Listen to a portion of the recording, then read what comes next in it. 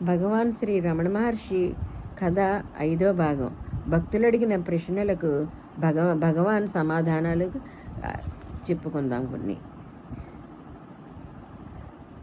భక్తుడు అడుగుతున్నాడు, ఆధ్యాత్మిక అభివృద్ధికి గురువు అనుగ్రహం తప్పనిసరా? భగవాన్, తప్పనిసరే. గురువు అన్నా ఆత్మ అన్నా ఒకటే. కర్మజాలంలో చిక్కి ఉక్కిరిబిక్కిరైపోతున్న నాకు తరుణోపాయం ఏమిటి? భగవాన్, కర్త లేకుండా కర్మ ఎక్కడ ఉంటుంది? ఆ కర్తను అన్వేషించు, అప్పుడు కర్మ దానంతట అదే ముగుస్తుంది. మీది అద్వైతం కదా, ప్రత్యేకించి అరుణగిరిని ఎందుకు స్తుతించారు? భగవంతుడు వేరే ఉన్నట్ట? భగవాన్, భగవంతుడు, భక్తుడు, అరుణగిరి, స్తుతి అంతా ఆత్మే. భక్తుడు, అహం మూలాన్వేషణ కష్టంగా ఉంది, విగ్రహ పూజ చేసుకుంటాను, తప్పు చేస్తున్నానంటారా? భగవాన్, మాంసం ముద్దైన ఈ దేహానికి సర్వోపచార పూజ రోజూ చేస్తుండగా భగవంతుడనే భావనతో విగ్రహ పూజ చేసుకోవడంలో తప్పేముంది? నేను చాలా కాలంగా ఓంకారాపాసన చేస్తున్నాను. గొప్ప నాదాన్ని వింటున్నాను. తేజోవంతమైన దృశ్యాలను చూస్తున్నాను. ఇక ముందు చేయవలసింది ఏమిటి? భక్తుడు అడిగాడు. భగవాన్, ఆ గొప్ప నాదాన్ని వినేవాడెవడో, తేజోవంతమైన ఆ దృశ్యాలను చూసేవాడెవడో వాడిని పట్టుకోండి. వాడికి పట్టుకోగానే వాడు అదృశ్యమవుతాడు. వాడు చూసే దృశ్యాలు అదృశ్యమవుతాయి. అప్పటికి చేయవలసింది ఏమీ ఉండదు. అద్వితీయమైన ఆత్మానుభూతిలో కలకాలం ఉండిపోతారు. భక్తుడు అడుగుతున్నాడు, నేను మిథ్య అయినప్పుడు ఇక ఈ మిథ్య నేను నాశనం చేసేదెవరు? భగవాన్, నిజమైన ఒకే ఒక నేను ఈ మిథ్యా నేనును మింగేసి తానుగా మిగిలిపోతుంది. భక్తుడు, భగవంతుడు సాకారుడా నిరాకారుడా? నీకు దేహం ఉంటే భగవంతుడికి ఉంది, నీకు లేదనుకుంటే భగవంతుడికి లేదు. భక్తుడు, నేను ధ్యానం చేయలేకపోతున్నాను, ఇతరులకు మంచి చేస్తుంటే చాలునా? జ్ఞానికి ఇతరులంటూ లేరు, ఉన్నదొక్కటే ఆత్మ. అందుచేత ఇతరులకు మంచి చేయడం అంటే నీకు నువ్వు మంచి చేసుకోవడమే. భక్తుడు, యోగుల మార్గానికి మీ మార్గానికి తేడా ఏమిటి? యోగి మన మనస్సుని ఆత్మలోనికి బలవంతంగా నెట్టుచూస్తాడు. గొడ్ల కాపరి గొడ్డును కర్రతో కొడుతూ తోలుతూ వెళ్తున్నట్టు అక్కడ అలా కాదు, మనస్సును సౌమ్యంగా తీసుకెళ్తాడు. పచ్చగడ్డిని చేతపట్టుకుని గొడ్డును తనతో తీసుకెళ్తున్నట్టు. భక్తుడు, కర్మకు అకర్మకు వ్యత్యాసం ఏమిటి? భగవాన్, అహంకారం ఉన్నంత వరకు చేసేది కర్మ, అది పోయిన తర్వాత చేసేది అకర్మ. భక్తుడు, ఆధ్యాత్మిక అభివృద్ధిని సర్వసంగ పరిత్యాగం అవసరమా? భగవాన్, అహంకారాన్ని త్యజించడమే అసలు సుశలైన త్యాగం.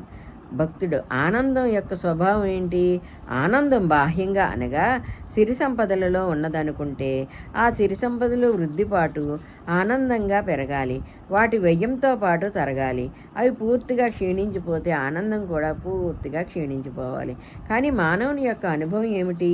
గాఢ నిద్రలో ఉన్నప్పుడు తనకు సిరి సంపదలు ధ్యాస, చివరికి దేహధ్యాస కూడా లేదు. అప్పుడు అతనికి ఆనందం లేదా? ఉంది. అందుకనే ప్రతివాడు గాఢంగా నిద్రపోవాలని చూస్తాడు, ఆ గాఢ నిద్రలోని హాయిని అనుభవించడానికి. అందుచేత పర్యవసానం ఏమిటంటే ఆనందం బాహ్యంగా లేదు, నీలోనే ఉంది. అదే ఆత్మ, సచ్చిదానంద సాగరం. భక్తుడు, భయాన్ని జయించడం ఎలా? భగవాన్, భయం అనేది ఒక భ్రమ, అంతా ఆత్మే కదా. ఆత్మకు అన్యంగా ఏదైనా ఉంటే దానికి భయపడాలి. భక్తుడు, ఆత్మానుభూతిని పొందడానికి ప్రప్రదంగా చేయవలసింది ఏమిటి? ఇంద్రియ నిగ్రహం. భగవాన్, ఇంద్రియ నిగ్రహం. భక్తుడు, స్త్రీవాంఛ పోయేదెట్లా? భగవాన్, నీవు ఒక పురుష దేహాన్ని అనుకుంటే ఆమెదొక స్త్రీ దేహంలా కనబడుతుంది, కానీ నువ్వు దేహానివి కాదు, ఆత్మవు. ఆత్మలో స్త్రీ పురుష భేదం లేదు. ఇక స్త్రీవాంఛ ఎక్కడుంటుంది? భక్తుడు, పరమేశ్వరుడికి ప్రియమైనది భగవాన్, నీ విధిని నీవు సక్రమంగా నిర్వర్తించడం.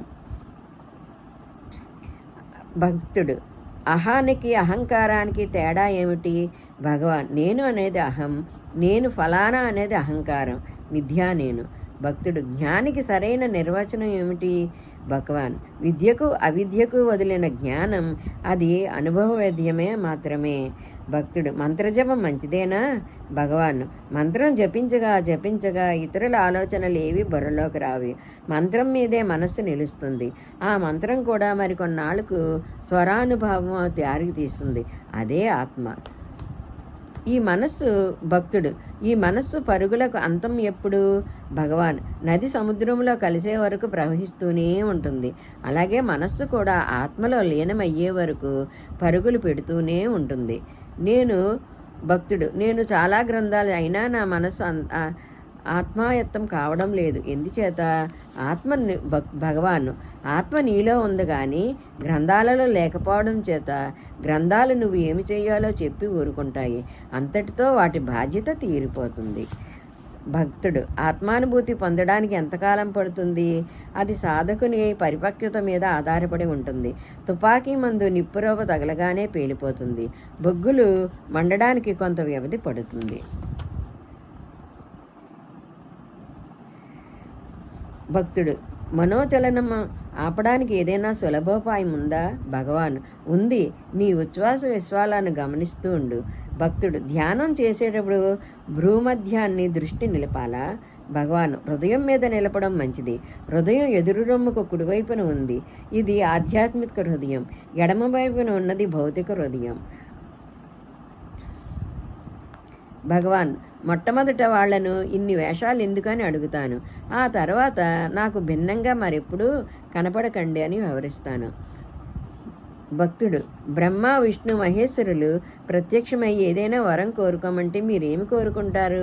భగవాన్ మొట్టమొదట వాళ్ళని ఇన్ని వేషాలు ఎందుకు అని అడుగుతాను. ఆ తర్వాత నాకు భిన్నంగా మరెప్పుడు కనబడకండి అని వారిస్తాను. భక్తుడు తెగని ఆలోచనలను అరికట్టడం ఎలా? భగవాన్ ఆలోచించే వాడికి పట్టుకుని వాడి రూపం ఆపేయి. ఇక ఆలోచనలు ఏమీ ఉండవు.